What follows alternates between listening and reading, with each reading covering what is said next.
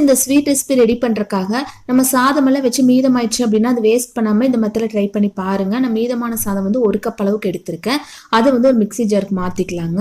மாத்திட்டு 1 கப் அளவுக்கு வந்து நம்ம சாதம் எடுக்கிறோம் அப்படின்னா அது 1/4 கப் அளவுக்கு தண்ணி தேவைப்படும். அதையும் உள்ள சேர்த்துட்டு இப்போ இதை நல்லா அரைச்சி எடுத்துக்கலாங்க. அரைச்சி எடுத்துட்டு நான் உங்ககிட்ட காமிக்கிறேன் பாருங்க. அரைக்கும் போது இடையில தண்ணி எதுவும் சேர்க்க தேவையில்லை. நான் ஃபர்ஸ்டே சொன்ன மாதிரி 1 கப் அளவு சாதத்துக்கு வந்து 1/4 கப் அளவுக்கு தண்ணி எடுத்துட்டீங்க அப்படின்னா கரெக்டா இருக்கும். ரொம்ப தண்ணி பாத்துல இருக்கக்கூடாது, அதே சமயம் ரொம்ப கெட்டியா இருக்கக்கூடாதுங்க. நெக்ஸ்ட் ஒரு பேன் வச்சு கொஞ்சமா நெய் சேர்த்துக்கலாம். நெய் நல்லா சூடானதுக்கு அப்புறம் மீடியம் ஃப்ளேம் மாத்திட்டு கொஞ்சமா நட்ஸ் இருந்துச்சு அப்படின்னா குட்டி குட்டியா கட் பண்ணி உள்ள சேர்த்துக்கலாங்க. நான் முந்திரி மட்டும் சேர்த்திருக்கேன். நீங்க பாதாம் இந்த மாதிரி எது வேணாலும் தாராளமா சேர்த்துக்கலாம். இப்போ இது லைட்டா பொன்னிறமா வந்ததுக்கு அப்புறம் இது வந்து ஒரு பாத்திரத்துக்கு மாத்திக்கலாங்க.